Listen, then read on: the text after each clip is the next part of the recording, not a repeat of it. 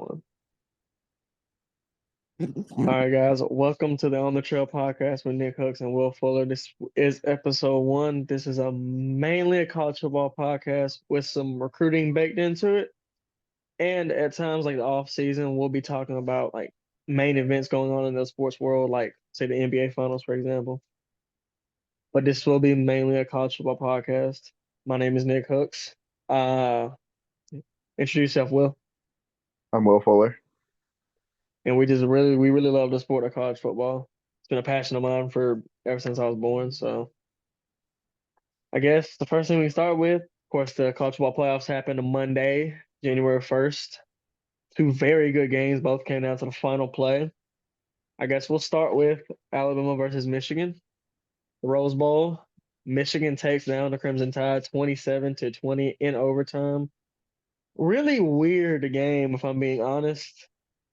Um, I'll go first. In my opinion, Bama really didn't deserve to be in the game this late. How poorly they played in the first half. Offensively, it was a disaster for most of the game. They ran the ball with some efficiency. I don't know why Tommy Rees went away from it. Jalen Milroe played pretty poorly. The offensive line was horrifically bad. Seth McLaughlin, the center, really kind of fumbled the game away for Alabama. Um, give your thoughts, Will. Well, I mean, if you take the net yardage from every Alabama dropback, they only netted 69 yards in the passing game, and that's from every dropback.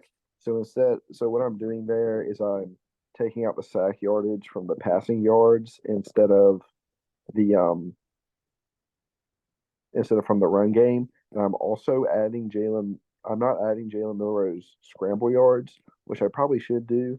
I'll add that to my stat, but every drop back only netted 69 yards, and that's the difference in the game. Alabama, we tried to record a preview and it didn't go well.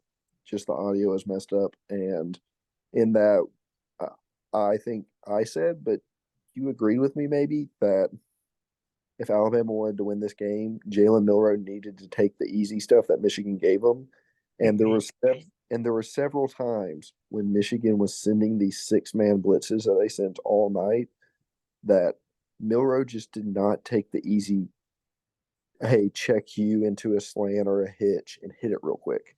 Like there was one time with Nyblack that Michigan sent a 6-man blitz. Milroe took 2 steps back in the pocket, didn't even look at Nyblack and was just almost immediately sacked. If he just catches that ball off the snap and just instantly throws it to Nyblack, that was a first down right there. And Alabama Yeah. was at then they got sacked. They couldn't go for it on 4th down anymore, and they had a punt. It was stuff like that all game. Alabama just could not get it going on offense, mainly because Milroe he looked like Milroe before the LSU and Kentucky game, hmm which you listen to LSU and Kentucky, that might give you some indication on why he played well. But he let Bill Well, O'Brien know for sure that Bill man, O'Brien it was was correct. not. It was not. It was not a good. Overall, it wasn't just not a good game from Jalen Milroe. He so hesitant to make any type of decision. Now, the offensive line played terribly. They played awful in the pass pro. Pass pro was terrible. Seth McLaughlin, like I said, he really could not. I don't know for whatever reason. Snaps were a problem all year, and they were a big problem in this game. We were driving. Bama was driving down the field in the second half. First possession of the second half had something going. We were all in Michigan territory, and two straight bad fumbles led to huge negative yards when we had to punt. And then you look at that, and then also, like you said, Jalen Milroe just he wasn't there was underneath stuff to be had. Michigan was leaving people open. They just Miller was not able to find them for whatever reason. And that's something that Michigan's coaching staff knew they could do. They knew Yeah. they could keep people open because no matter how hard Tommy Rees tries, he's not, even when he schemes people wide open, Jalen Milroe doesn't throw the ball to them, which Doesn't is the find it. of what McCarthy did. Whenever Michigan staff would scheme a guy wide open, McCarthy He would hit got it. it pretty quick too. He knew that was his read. It was open. He hit it, and you have to give credit to JJ on that. The throws he makes to the sideline, He made a couple great ones.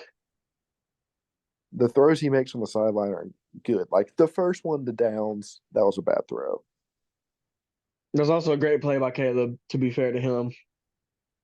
but he didn't make another mistake. Like he missed some passes, yeah, but McCarthy played very well in this game. He understood his limitations. He knows, I think McCarthy understands his limitations better than Milroe does, and that also really gave Michigan an advantage in this game because McCarthy wasn't just looking down the field to throw the deep ball like a lot of quarterbacks do. He was like, I'll just take this easy underneath stuff. I McCarthy doesn't have the best deep ball because he doesn't always put the correct amount of air under the ball, and that's one of his weaknesses. And that's where you see a bunch of these. That's where McCarthy throws his most picks when he's throwing balls deep because he doesn't Yeah. always get the right amount of air under it. And he just didn't do a whole lot of that versus Bama. But if you told me Alabama would have had such a drastic special teams advantage in this game, I'm picking Alabama by 14. Well, Bama ran the ball well too. Bama ran the ball for about 230 yards, 6 yards per carry. Um, It was Justice just Haynes, true freshman running back, came in. He had himself some good plans. I again don't know why Alabama didn't go to him more or the run game more, but they didn't. the run game more. It's because I'm going to defend Tommy Reese a little bit here. They were running the ball well on mainly second downs after incomplete passes because at this point Bama was still trailing in the game and they needed to get back into the game. So the obvious reaction is to throw to get back into the game, which I don't always agree with. I don't either. It's the offensive philosophy that's been taught since the forward pass became a thing. So I get why you do it. But once that fourth quarter comes around, you and it's tied. What was it tied at? No, it wasn't tied. It was 17-13. That's when you got to start running the ball. Yeah. What did they average? What did Jace average? 7 yards a carry. Justice and Jays had like 7 yards a carry. We averaged six. They averaged six as a whole. In that fourth quarter, you got to run the ball more. But Yeah, I agree. But I gotta give tremendous credit to Michigan defense coordinator Jesse Minter. He caught up a perfect game plan to deal with Milroe. He gave us some on the ground, what you're going to do with Jalen. She's just that good of a runner, but he forced the underneath stuff, didn't let anything deep, and Milroe wasn't able to pick him apart. and Milroe, in my opinion, is not a good enough passer to lead Alabama to a national title. and It could improve this offseason. It could, but as a whole, I do not think Milroe's a good enough. He doesn't read his reads well enough. He doesn't find the open guys, and he doesn't throw it. He's not and just not a good enough passer. basically what they did is they took Georgia's game plan and built off of it by delaying the spy into a blitz. So they would have the 5 to 6 guys around the line of scrimmage ready to go. And then as soon as they realized it's not a rollout pass, it's not a quarterback draw, it's not a design quarterback run, that spy would blitz. And they were doing it very quickly. Alabama has, or not Alabama, Michigan has very experienced linebackers that knew they recognized the play well, they knew they could blitz, and they got the job done. And that was they just built off of what Georgia tried to do in the SEC championship game, and it worked. So credit to Jesse Minter. Shout out to Jesse Minter. Shout out to the Michigan program as a whole, getting a huge win. Finally get everyone in the hump. Now they're in the national championship. And we'll transition to the other semifinal game, the Sugar Bowl down in New Orleans. Washington, Texas. It was a fun game to watch. Offensive But galore. Washington won the game script. Again, we're It referencing a did. preview no one will ever see. But in our preview, we said whoever wins the game script is going to win the game. And Washington won the game script. man, I Washington can't won the game. watching Michael Penix Jr. play in this game. Well, it was a beautiful performance. Just beautiful. It's so hard to have perfect placement on those contested Deep catch balls. Oh my deep balls God, every every single time. time. And he just did it. Like if this is getting a little bit into the Natty preview, but if you're Michigan, you gotta make him do that again. You're just like, we don't think he can do You that give him again. that. You give him You, that.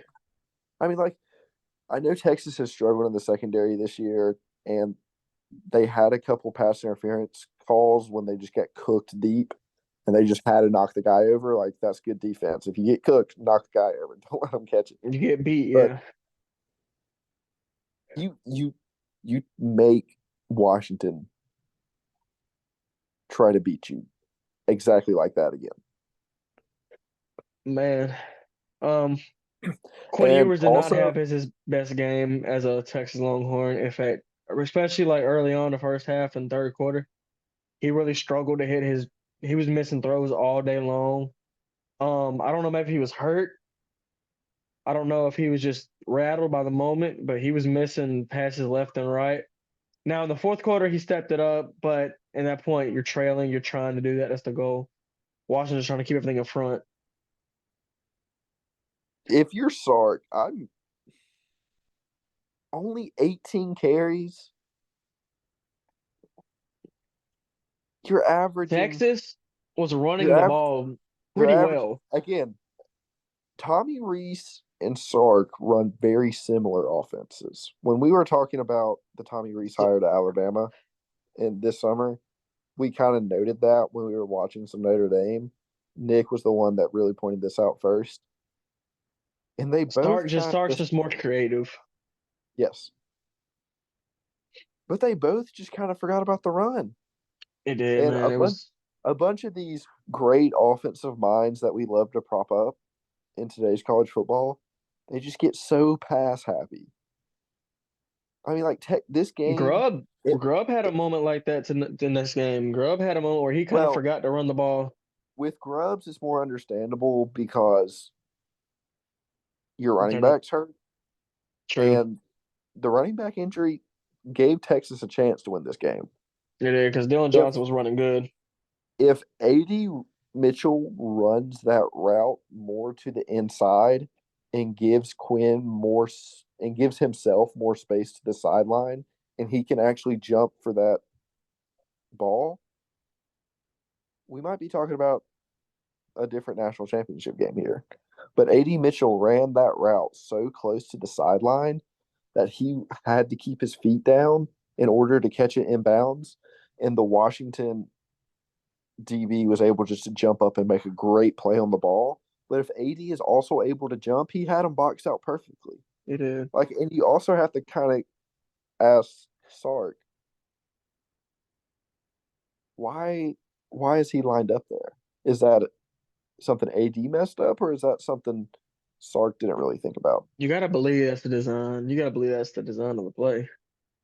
Ah, Because you got someone that I, experiences AD Mitchell. I don't think he's making that mistake in that moment. why was he so close? I don't know. That's just something that bothers me sometimes. It's like you have this great jump ball receiver, but you don't give him enough space to actually jump when he's going to the sideline. Also, shout out to the Washington DB who made that play. I think his name is Yes, Elijah Jackson. He made a Green, great play to get Elijah Jackson. Jackson, or Green. I couldn't remember which one it It was. was Jackson, I believe, and he made a phenomenal play on that He ball. made a phenomenal play on the ball. I would have just loved for that route to have been more inside. Great game though, man. This was a both of these games lived up to the hype. Um, Washington's offensive tackles play very well. they And did. They didn't allow many pressures. watching the Big 12 offensive lines and Alabama's offensive line early in the season. Yeah. in the season, it's kind of making me think maybe Texas's edge rushers were kind of overrated. They Like were. Sweat and Murphy, they played great. They still played great. And in a second, we're going to be talking about how that might be a matchup advantage for Michigan. But I want to make one more point. Shout out to Michael Penix took some hits in this game as he throwing that football. And also the tip ball to Polk, the thing of was to make the score 21-14. That throw didn't touch it didn't if I'm correct, the DB did not get a hand on it. I don't think he That was did. perfect. That was literally a perfect throw. Man, Penix, if you're an NFL team, I don't know how you're not looking at Penix right now, dude. I know he had some scatter shot, but If he's not scattershot in this upcoming game, it's yeah, I we'll get agree. into it. All right, let's get into the national championship preview. Michigan versus Washington in Houston, Texas, at NRG Stadium. First, you know what? Let's start off. Who you got? Who we got off the bat? Yeah, let's do and do. Let's go do the prediction. Straight off the bat. You go first. Texas ran the ball well against Washington. Got away from the run. Like Trice is a good player, but he's not He's the not good. best. He's not very good against the run. Trice is just a Dang, work dude, this is tough. pass. I'm gonna take Michigan to win 31-28. I think Michigan's secondary will do a much better job than Texas's did. I think they're gonna play a lot more zone, and I Mm. think that's what's gonna kind of be the difference. Hmm. And I do think Michigan's edge rushers are not. Oh, I think they're very good. You mentioned it. You brought it up a second ago. Michael Penix has had the tendency since Indiana to be scattershot. I don't think he can do it 2 weeks in a row. I'm gonna be like Jesse Minner. I'm gonna make Michael Penix beat me in my prediction. I just don't think he can have those perfectly placed deep balls while they're contested like he did against Texas I agree. 2 times in 10 days. I don't think it can happen. If he does, great, top 15 pick. Let's go. But Seattle Seahawks. I trust him to do it twice in a row. Like if it's open, Penix is hitting it. But that level of accuracy that he was throwing against Texas with, I don't think it's sustainable. And Michigan, Blake Corum has not had his best year. Donovan No, Edwards, not at all. his best year. But I mean, like, if they're running for 5 yards to carry, They're not gonna stop. Washington's not getting a stop. Like maybe they will, maybe Trice affects JJ on a 3rd and long. But the problem is you have to force them into 2nd and 3rd and longs. This brings up who I think the important. I think Washington's path to victory here defensively. Your linebackers have to play the game of their life. I mean, like They have to be. if they force Michigan into 3rd and long, Trice on the backup right tackle who replaced center, that's a good Yeah, matchup. it is a very good matchup for Washington. Washington has good enough DBs to cover Michigan's receivers. Like, will Michigan be able to scheme something open? Yeah, of course. But if they're just playing straight up, those receivers, the DB matchup is a good matchup for Washington. But you have to force them into 2nd and 3rd and long. And We'll I don't see. think I think the path for Washington to win offensively is they have to. You need Michael Penix to play just like he did last week. I'm gonna be honest. because Dylan With Johnson's not Dylan playing in this Johnson game. hurt the way he Dylan is, I Johnson's don't see not him playing in being this a big game. factor. He's gonna He's play, going to but suit up. No, he's not. He might have some pass protection snaps, but he'll suit. They'll do this thing where they'll suit him up. He'll do warm ups, and then he'll stand on the sideline ready to go in the whole game. Maybe. Because Washington's backup quarterback or backup running back is actually, I always forget his name, but he's good in pass protection. And since he's good in pass protection, there's no reason that I believe Dylan Johnson will be able to get in this game. My I think key it's a for higher. go ahead. Has it been confirmed what the injury is? Because it looks like a high ankle sprain. I think it is a high ankle sprain. It's, It's a tough there's ask. no It is a chance. tough ask. There's no chance.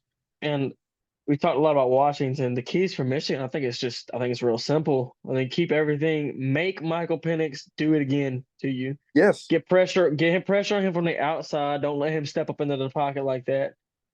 And I think offensively, you got to be able to run the ball well. If Michigan starts, like you said, if Michigan starts 6, 5, 4, 5, 4, 6, I Three, think we're, six. It's I think this year it's done. I think it's over with.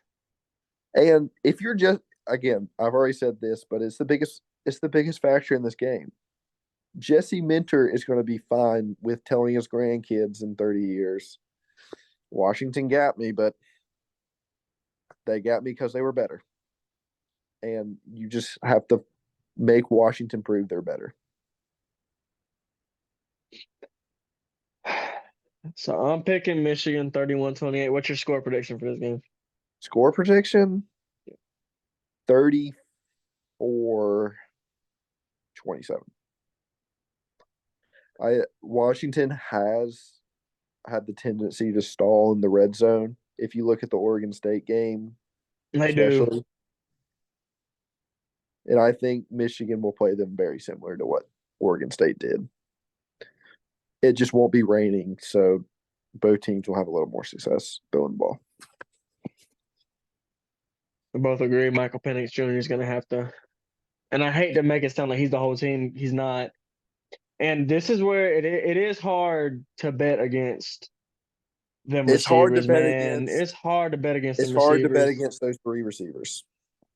Odunze, Jalen McMillan, and Jalen Polk. It's hard to bet against them because like there is probably not a better one-on-one receiver down the field right now than Rome Odunze. Mm-mm. Them back shoulders is beautiful every time, and he doesn't drop anything. What does worry me if nope, never mind. I had a that doesn't really worry me, actually. I do think I hear a lot of people saying comparing this game to TCU versus Georgia last year. I don't No, think it's a comparison. no. Number one, I don't think this Michigan team is as good as that Georgia team last year, and TCU is much, much worse in my opinion than Washington is this year. Well, for one, Washington has three receivers better than any receiver on that They TCU team. had, yeah, I agree, including Quentin Johnston, Quinn Johnson has a very high upside, but but he's not a very good receiver right now. he also drops everything. Yeah. And then just to squash that comparison, and then we'll move on to some of our favorite transfer guys. Washington's defensive scheme is so much better than TCU's. Oh yeah, I agree. That 3-3-5 is terrible. All right. We'll rant about the 3-3-5 this offseason probably, but All right, well, that's our prediction for the Natty. I know we're kind of going fast. I know we're not because we got a limit on how long we can do this. I guess we'll go into. I guess we'll each pick three of our favorite transfer portal moves. I guess I'll let you let's go just first go down. Let's just go down positions real quick. I think we both really like Aiden Childs. to He Michigan State. he was one of our favorite players in last year's class. He gets brought over to Michigan State. Like I know he's probably ranked the number one quarterback in the portal, but I'll I'll let you pick Aiden Childs for yours. Um, man, this is tough. There's a lot of why you go ahead and start. You talk while I why are you decide. thinking? I really like that Oregon brought in Dylan Gabriel and Dante Moore. You just have Gabriel's going to do exactly what Knicks did this year, and then Next you year. just Yeah, I get agree. Dante Moore right after that.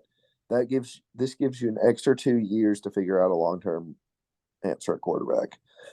And now going down to the running backs, No, I'll go ahead and my I ain't gonna lie, I do love Brock Vandegrift to Kentucky.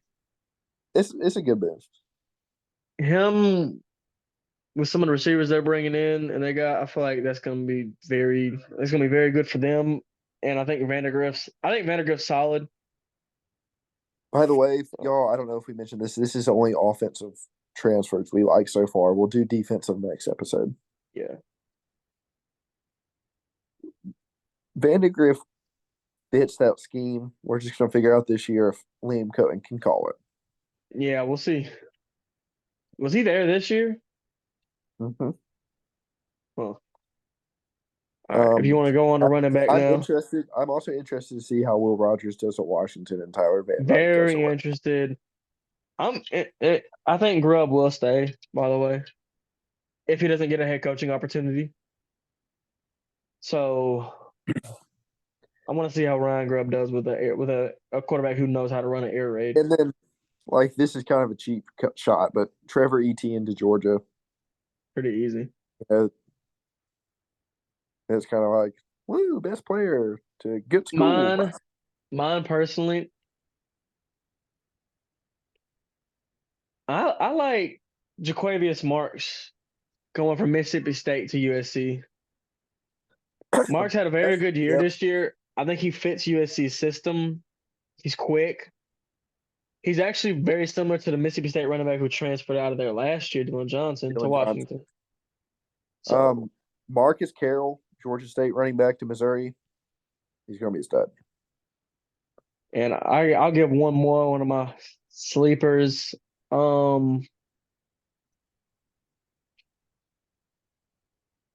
I like Evan Pryor. I like Evan Pryor out of high school. He's going to Cincinnati. I think he can be a big player at Cincinnati. All right, receiver. You go first. Deion Burks, other than Evan Stewart, he's the best wide receiver in the transfer portal. He's But going from Purdue he to didn't pick he didn't Oklahoma. pick this What? destination yet. I said I was thinking Evan didn't pick a destination yet. Yeah, So but he's the best non-Evan wide receiver in the transfer portal. He's if you haven't watched Purdue, which I wouldn't blame you if you haven't watched Purdue, he just he looks like so much of a better player than everybody else on the field he whenever he's does. on. I agree. I agree. I'm gonna go with I like Josh Kelly going from Washington State to Texas Tech. I think he fits that Texas Tech system very well. He reminds me a lot of I think him and incoming 5-star freshman Micah Hudson can make a pretty good duo right away. Um Chris Braswell to Tennessee. That's another Braswell, wide receiver yes, I like. I like that too. And I'll give Honestly, it's tough sometimes, dude. I like a lot of these moves. I'm gonna go with one that I think is fair. I think Matthew Golden from going from Houston to Texas. He reminds me of Xavier Worthy, without the drop problems. I mean, So like London Humphrey, that's a no-brainer. That's a I good think it fit. pickup. I think he fits Georgia perfectly, of course. Both of the receivers Georgia got in the portal, both of them are Colby studs. Young also a great pickup. But like, there was actually a good offensive lineman in the portal this year. There's Caden not. Green. You said There was. Like Hayden most Green. Yeah, he offensive is linemen in the portal, they're kind unproven. of mid. But Caden Green, Going to Missouri, Missouri got themselves a great tackle right away, dude. Missouri No upgraded doubt. at tackle, They and not only upgraded, they got somebody that's going to be there for more than 1 year. that's the biggest part about this. You get Caden Green for 2 years. I think that's a great move. A more under the radar guy. I don't know how to say his last name. I'm gonna butcher this. Drew Azanaprati from San Diego State. He's actually a pretty good tackle. Going to Washington, that's a huge pickup for them. I agree. The I'll throw a tight end in there while I'm talking about it. I do like Jack Velling from going from Oregon State with his old coach to Michigan State. well, yeah, I think him and Eden Childs could make a pretty dang good duo right away there. I like Jake Johnson to North Carolina. They'll Oh, we actually know. they'll actually play him as a slot wide receiver instead of an inline tight end, which fits his skill set much better. All right, well, about time for us to wrap this up. This is episode 1 of the On the Trail podcast with Nick Hooks and Will Fuller. Um, when do you want to do the next episode, Will? Come back and see us after that Natty game. All right, well, everybody stay safe, everybody be careful, and we'll talk to y'all guys soon.